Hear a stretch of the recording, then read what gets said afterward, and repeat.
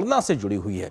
जनगणना 2027 के एक तरीके से आज से शुरुआत हो गई है और इसमें कई प्रकार के प्रावधान है क्योंकि ये 2 चरणों में की जाएगी और पहला चरण की शुरुआत 1 अप्रैल से होगी जो कि सितंबर तक चलेगी इसी साल पे, और इस लिहाज से देखा जाए तो जो दूसरा चरण है वो फरवरी 2027 में होगा। लेकिन जो हिमालयी राज्य है उसमें जो दूसरा फेज है वो भी सितंबर 2026 इसी साल पूरा कर लिया जाएगा। पहली बार होने ये जो जनगणना होगी इसमें जातीय जनगणना भी एक तरीके से शामिल होगी, साथ ही साथ ये पूरी तरह डिजिटल होगी और इसमें कई नए प्रावधान भी शामिल किए गए। क्या कुछ खास है, देखिए इस रिपोर्ट में।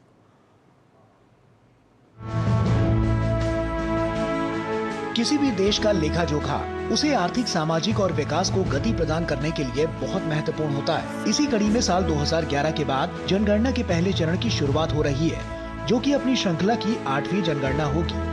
साथ ही आजाद भारत के इतिहास में ये पहली जनगणना होगी जिसे डिजिटल माध्यम से किया जा सकेगा।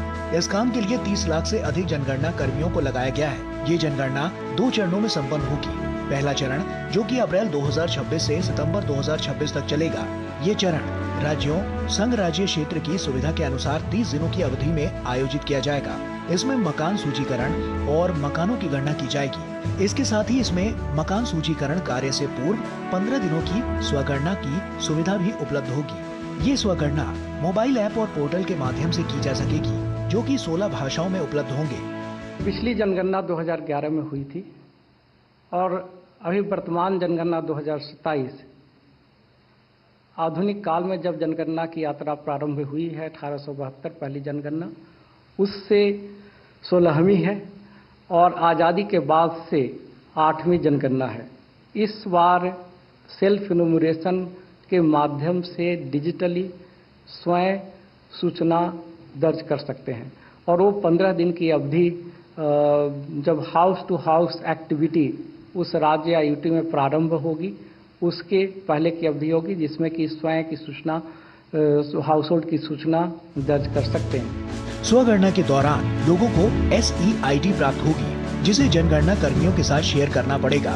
हालांकि इस सब के बाद भी जनगणना कर्मी पहले की तरह ही घर घर जाकर जनगणना के कार्य को पूरा करेंगे। इसके अलावा दूसरे चरण में जनसंख्या के साथ साथ जातियों की भी गणना की जाएगी, जिसकी संदर्भ तिथि 1 मार्च 2027 है। साथ ही उत्तराखंड, हिमाचल प्रदेश, लद्दाख संघ राज्य क्षेत्र और जम्मू कश्मीर संघ राज्य क्षेत्र के लिए ये संदर्भ तिथि 1 अक्टूबर 2026 होगी। सरकार ने जनगणना 2027 के लिए 11,718 करोड़ रुपए का प्रावधान किया है। गौरतलब है कि जनगणना के दौरान एकत्र की गई व्यक्तिगत जानकारी को सेंसस एक्ट 1948 की धारा 15 के अंतर्गत गोपनीय रखा जाता है। दिल्ली से दूरदर्शन न्यूज के लिए मोहित शुक्ला की रिपोर्ट।